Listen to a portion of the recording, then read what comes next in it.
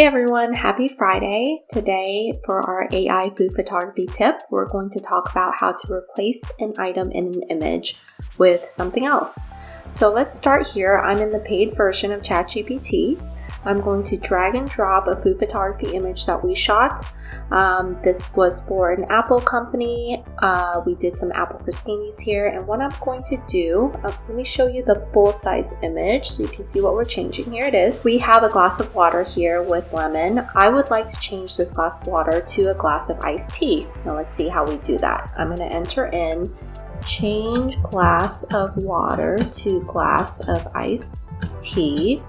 Do not change anything else in this image. That is very important because the way ChatGPT regenerates images is that it'll basically redo the whole image, and we don't want it to change anything else and make anything look cartoony or clay-like. We want it to be realistic and preserve the rest of the image. So let's see what happens.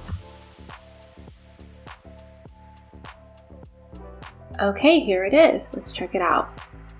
So the image looks pretty good. You can see that it's made some changes in terms of changing other parts of the image. It looks a little crispier than before. The coloring is a little darker. As you can see, this is more pastel. This is a bolder yellow, but it did change the look of the iced tea. The way AI is right now, it still isn't perfect in terms of how reality looks and how a photo actually looks, but for small changes like this, it's pretty good.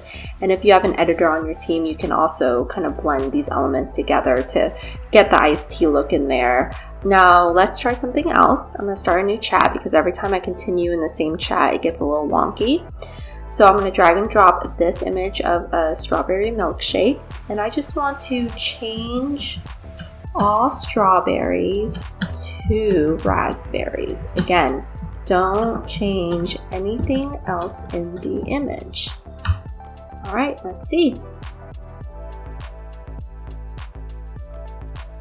Okay, here's the raspberry image. Everything got swapped out from strawberry to raspberry. Now just looking at the two images, they look pretty close.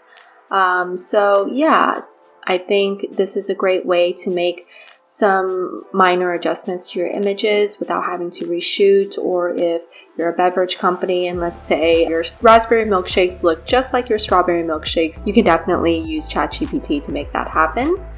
All right, well, that's it for this week. If you like this video, let us know, and I will catch you next week on our AI Food Photography Tip Friday. Bye!